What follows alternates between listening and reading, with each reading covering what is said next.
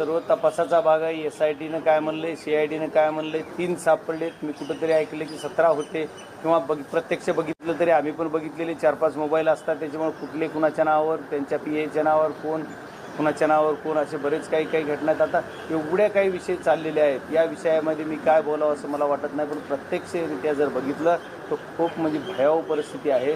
या परिस्थितीमध्ये यांनी जे मोबाईलचं तुम्ही अमेरिकेला रजिस्टर आहेत असं SITनं पण बोललं, आपण पण बोलताय, पण या मोबाईलमध्ये आणखी किती मोबाईल आहेत, आणखी कुणाच्या मोबाईलवर, कारण जवळचे मोबाईल बरेच काही जणांनी आरोप केलेले किंवा काही सूचना केलेल्या की हे लोक यांचे मोबाईल तपासा, यांना बघा। मग असे काही 2-4 लोक आहेत। काल परवा पण एक व्हिडिओ कॅचड, एक पोलीस बऱ्याच वेळेस रोहित काहीतरी नावाने बोललेले 12 वेळेस, असा एक व्हिडिओ तुमच्या सर्व वाहिन्यांनीच मला दाखवलेला आणि मी ते बघितला। हा कोण माणूस आहे? परत कुणी बॅग देऊन एखाद्या कशाची बॅग जाती म्हणजे पोलीस गाडीमध्ये हे कळत नाही। ह्या सर्व घटना तशा जर बघितल्या तर आणखी कोण कुणाला प्रोटेक्शन करतं आहे? आपल्या मीडियाने मला काल विचारलेलं, तुमच्याच प्रतिनिधींनी कुणीतरी, किंवा या सर्वांना बेड्या घातल्या आणि यालाच एकट्याला का घातल्या नाहीत? आता याचं उत्तर मला पोलीसकडून घ्यायचं होतं, पण काल मी काही पोलीस यंत्रणेला बोलू शकलो नाही।